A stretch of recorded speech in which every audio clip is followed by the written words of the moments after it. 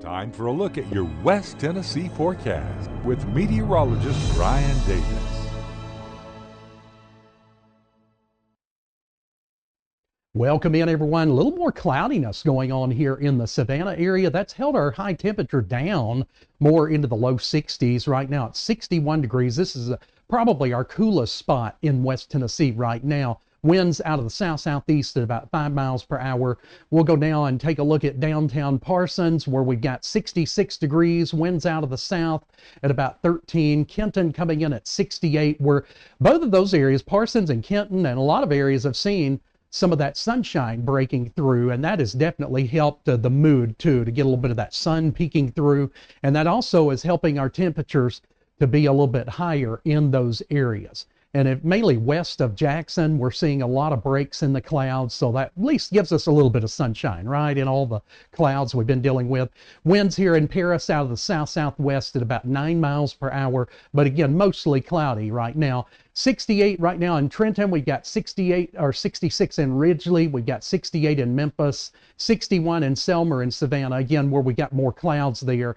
And let's see, we've got Huntington coming in at 66 as well. Dresden checking in with 68. So very warm temperatures. As we mentioned yesterday, we're loading that air up. We're putting a lot of dew point temperatures in, loading that air up to the max. And those winds are still quite brisk. Even today, you know, the wind advisory expired at 6 a.m. this morning, but it's been still quite windy up there to about 20 miles per hour at times. And right out of the south, that's one reason we're warming up so much. But here's the big weather story. The big thing that we've been concerned most about is the severe weather outlook. And you can see, if there is any good news to this, it's been lifted a little bit further northward, but it's right on the border, Kentucky, Tennessee. And then it doesn't go too far till you get into that 2 out of 5 risk, that yellow shaded area. So why is all this taking place? It's still going to be a day to watch, because we'll still have some scattered storms to deal with. And looking at radar, looking okay now. And in fact, we're starting to see the clouds thinning out more and more back here to the north and west. So I do believe we'll get more of a partly cloudy sky going through tonight as that narrow band of thinning starts to really come into play. But let's take a look at the big picture. We've got a low pressure area that's going to be swinging through north of us, warm front lifting northward. We've already got deep, rich, moist air built in, then a cold front slamming in behind it. That front will be what we'll want to watch. And we'll show you this on Futurecast. It's going to be right in here. 7, 8, 9, right on into about 11 p.m., mainly along and south of I-40 as that frontal boundary goes through tomorrow evening. Well, let's take a look at the big picture. We're going to let this roll back, and you'll see kind of what's happening north of us. Notice these storms you'll start to see kind of breaking out north of the area right in here. That's going to be about 2, 3, 4 o'clock in the afternoon Thursday, mainly north of us here into Kentucky, parts of Illinois. On the close-up view, it's right here, 7, 8 o'clock along the I-40 corridor in the evening Thursday.